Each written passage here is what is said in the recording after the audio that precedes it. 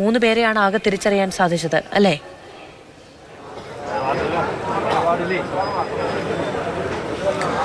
തീർച്ചയായും 3 പേരെയാണ് ആകെ തിരിച്ചറിയാൻ ഇതുവരേക്കും സാധിച്ചതെന്നാണ് അല്പസമയം മുമ്പ് SP നമ്മളോട് പറഞ്ഞത്.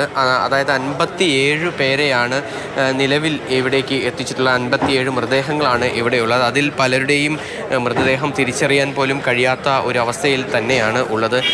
വളരെയധികം വേദനിപ്പിക്കുന്ന ഒരു കാര്യങ്ങൾ തന്നെയാണ്. കാരണം ഇത്രയും അധികം ദൂരെ നടന്ന ഒരു അപകടം, ആ അപകടത്തിന് ശേഷം മരണമടഞ്ഞ ആളുകൾ അവരുടെ മൃതദേഹം ഇത്രയും ചെങ്കുത്തായ ഇടങ്ങളിലൂടെ എല്ലാം തന്നെ ആ മൃതദേഹം ഒഴുകി ഇങ്ങോട്ടേക്ക് എത്തുക എന്ന് പറയുന്നത് ഏറെ വേദനിപ്പിക്കുന്ന ഒരു കാര്യം തന്നെയാണ്. പലർക്കും ആരാണെന്ന് തിരിച്ചറിയാൻ പോലും കഴിയുന്നില്ല. പലരുടെയും മുഖവും അതുപോലെ തന്നെ പല ശരീരഭാഗങ്ങളും എല്ലാം തന്നെ വേർപെട്ട നിലയിലാണ് ഉള്ളത്. എന്തായാലും ഈ ഇവിടെ എത്തിച്ച മൃതദേഹങ്ങളുടെ പോസ്റ്റ്മോർട്ടം നടപടികളെല്ലാം തന്നെ പൂർത്തിയാക്കിക്കൊണ്ടിരിക്കുകയാണ്.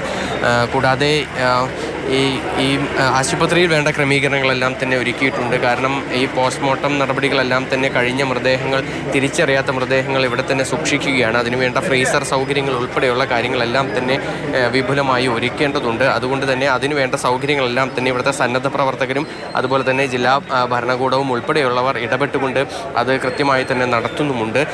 മറ്റൊരു പ്രധാനപ്പെട്ട കാര്യം, ഇന്നിപ്പോൾ തിരച്ചിൽ നിർത്തിവെച്ചിരിക്കുകയാണ്. ആളുകൾ എത്തുന്നുണ്ടോ ഈ പറയുന്ന അവിടെ എത്തി മൃതദേഹങ്ങൾ തിരിച്ചറിയാനോ പ്രിയപ്പെട്ടവരുണ്ടോ എന്ന് തിരഞ്ഞുവെക്കെ ആളുകൾ എത്തുന്നുണ്ടോ അവിടേക്ക്?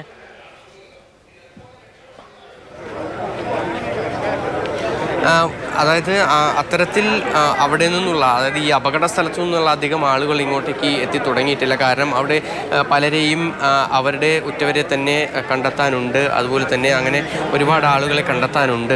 അതുകൊണ്ട് തന്നെ അത്തരത്തിലുള്ള ആളുകൾ കുറവാണ്. പക്ഷേ എങ്കിൽ പോലും ഇപ്പോൾ ഈ പറഞ്ഞ പോലെ തന്നെ 3 പേരുടെ മൃതദേഹം തിരിച്ചറിയാനായുള്ള ആളുകളാണ് നിലവിൽ എത്തിയിട്ടുള്ളതെന്നാണ് പോലീസ് പറയുന്നത്. ഇവിടെ പ്രത്യേകം ഈ കാണാതായവരുടെ വിവരങ്ങൾ ശേഖരിക്കുന്നതിനും മറ്റുമായെല്ലാം തന്നെ ഹെൽപ്പ് ഡെസ്കുകളും ഉൾപ്പെടെയുള്ളവ ഏർപ്പെടുത്തിയിട്ടുണ്ട്. എന്തായാലും അവിടെയെല്ലാം തന്നെ മറ്റ് ഈ കാണാതായവരെ അന്വേഷിച്ചുകൊണ്ടുള്ള ഫോൺ കോളുകൾ ഉൾപ്പെടെയുള്ള കാര്യങ്ങളെല്ലാം തന്നെ വരുന്നുണ്ട്. പക്ഷേ നേരിട്ട് വളരെ കുറച്ച് ആളുകൾ മാത്രമാണ്, അതായത് വളരെ അടുത്ത ആളുകൾ മാത്രമാണ് എത്തുന്നത് എന്നാണ് നമുക്ക് മനസ്സിലാക്കാൻ സാധിക്കുന്നത്. എന്തായാലും ആ കാര്യങ്ങളിലെല്ലാം തന്നെ ഒരു വ്യക്തത വരേണ്ടതുണ്ട്. കാരണം ഇത് ഒരുപാട് ആളുകൾ വിവരങ്ങൾ നൽകിക്കൊണ്ടിരിക്കുന്ന 57 പേരുടെ മൃതദേഹങ്ങൾ അവിടെയാണ് ഉള്ളത്. സ്ത്രീകളുടെ, പുരുഷന്മാരുടെ, കുഞ്ഞുങ്ങളുടെ, ആൺകുട്ടികളുടെയും പെൺകുട്ടികളുടെയും ഒക്കെ അടക്കം മൃതശരീരങ്ങളാണ് നിലമ്പൂർ ആശുപത്രിയിൽ ഉള്ളത്. അത് അവിടേക്ക് പോത്തുകല്ലിലേക്ക് ഒഴുകിയെത്തിയ, പുഴയിലൂടെ ഒഴുകിയെത്തിയ മൃതദേഹങ്ങൾ സൂക്ഷിച്ചിരിക്കുന്ന സ്ഥലമാണ് നിലമ്പൂർ ആശുപത്രി. അവിടേക്കാണ് ആളുകൾ അവരുടെ പ്രിയപ്പെട്ടവരുണ്ടോ എന്ന് അന്വേഷിച്ചു വരുന്നത്. അതിനിടയിൽ മരണസംഖ്യ 125 ഉയർന്നിട്ടുണ്ട് എന്ന നടുക്കുന്ന വാർത്ത കൂടി നമ്മുടെ തേടിയെത്തുകയാണ്.